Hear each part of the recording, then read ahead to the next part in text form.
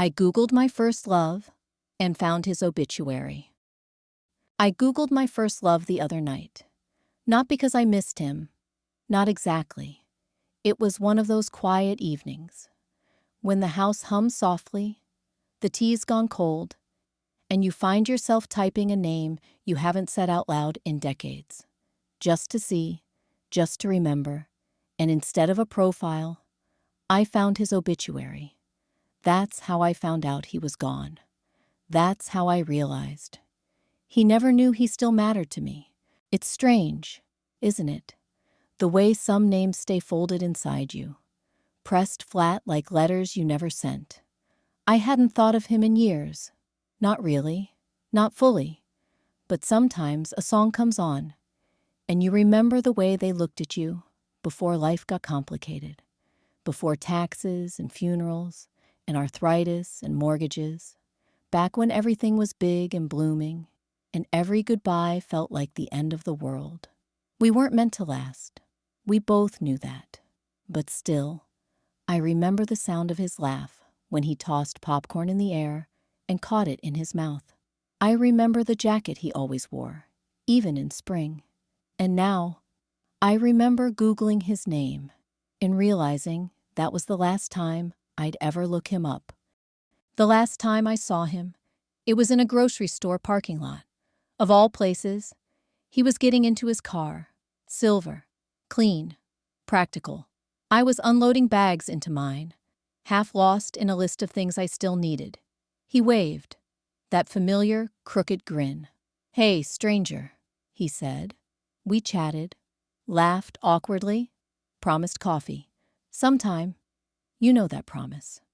The one you say, because it's easier than saying goodbye. Sometime never came, and I didn't try to make it. Neither did he. We just drove off in opposite directions. Again. The things I never said. I never told him he changed me. That he made me feel seen at a time in my life when I didn't know how to ask for it. That his kindness was the reason I didn't give up on myself when everything else around me was saying I should. I never told him that I kept a napkin he doodled on, or that I listened to our song for years after we stopped being an us.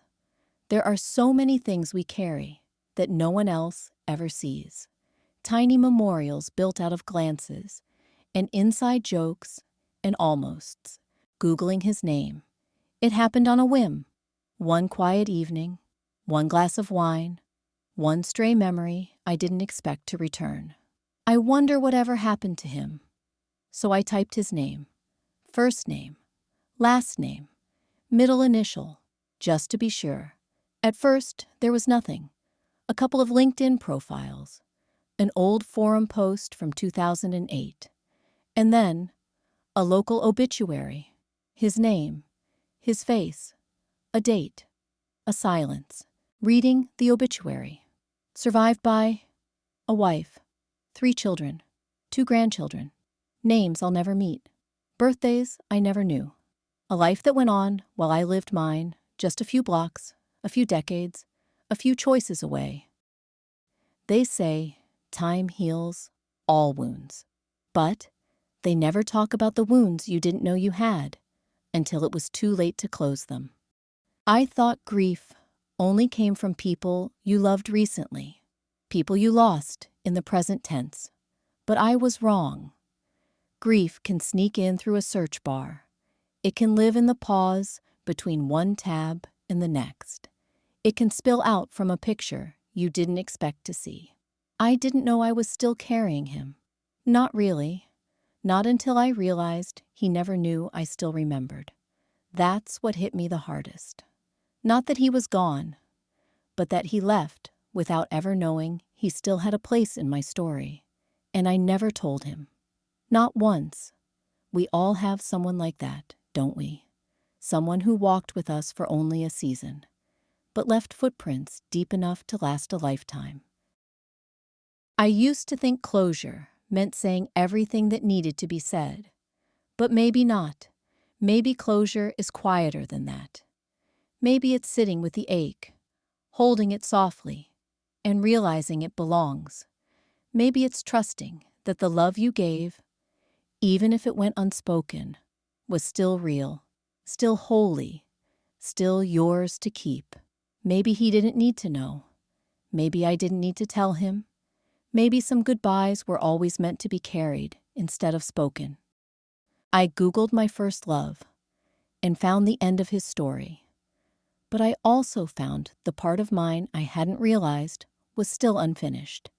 And I'll carry that fragment, not as regret, but as a kind of quiet gratitude, because for a little while, he was mine, and even now, somewhere between memory and meaning, he still is. We don't always get the ending we want, but sometimes we get something softer, something true, a sentence that never needed a period, a flower that was pressed, not picked, and that's enough. This has been the Golden Compass. If you enjoyed this, check out our other videos.